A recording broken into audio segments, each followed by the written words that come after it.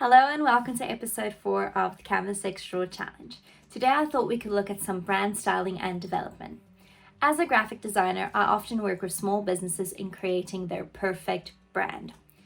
The brand styling and development packages we usually create for our clients include logos, business cards, letterheads, pamphlets, email signatures, overall corporate identity documents, and sometimes even product catalogs. Today we're going to be working on a business card and letterhead design for a blog, The Sweet Life Abroad. So let's start. Okay, so for the letterhead and business card design, the client wanted a clean, minimalistic look, a pop of color in the company corporate colors, and it had to be feminine and pretty. Okay, let's do this. Okay, so I've already pasted the logos that the client provided into my canvas. I'm going to work on using the colors that are already existent in the actual logo. I actually quite like the blue, so I'm focusing on the blue a little bit. The client mentioned clean and minimal, so I'm going to try and keep this kind of as simple as possible, but still give that little bit of a pretty element to, give that feminine look and feel that the client wants. So let's just quickly do that.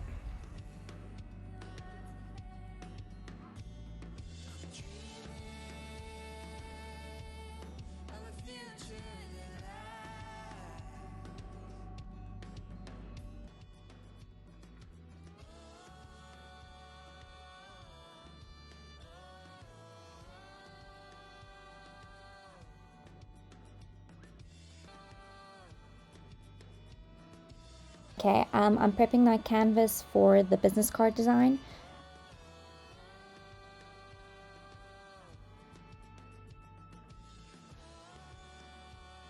I'm just going to kind of mimic the same look and feel that we did on the letterhead with the business card design. Keep it clean, simple, but cohesive.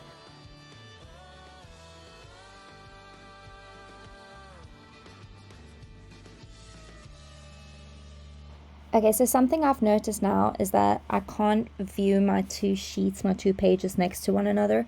So I've kind of wanted to see the front and the back of the business card next to one another, but I couldn't really do that. I'm also struggling a little bit to kind of move some of my elements around, like you can see. It feels like I have to select the whole item instead of just clicking on it and dragging. So that does kind of, it's a little bit finicky, but it's okay. I'm working around it. Just adding all of the details in there. I'm just choosing the fonts here that the client did notify me about.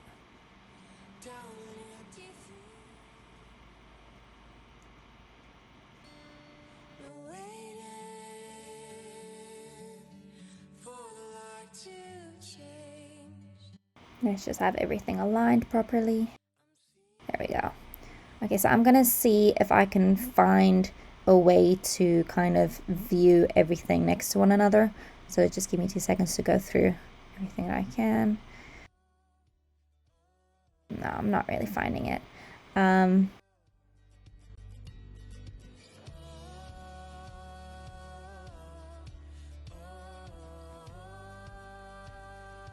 Oh, this is quite cool. It's like a little assistant button. Canvas assistant. Let's see.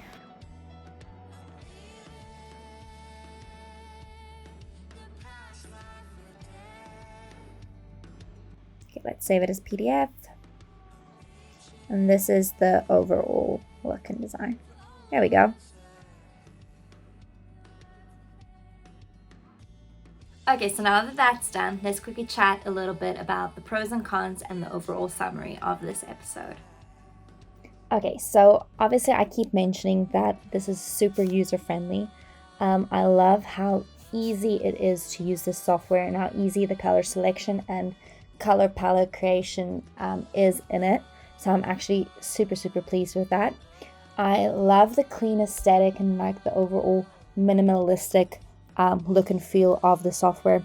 Feels like there's not too much going on, which is great.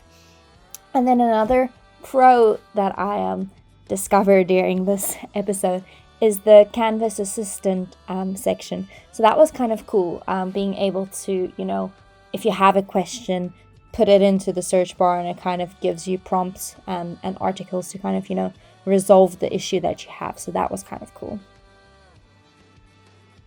Cons that I have is that there's no option to do multi-sheet viewing.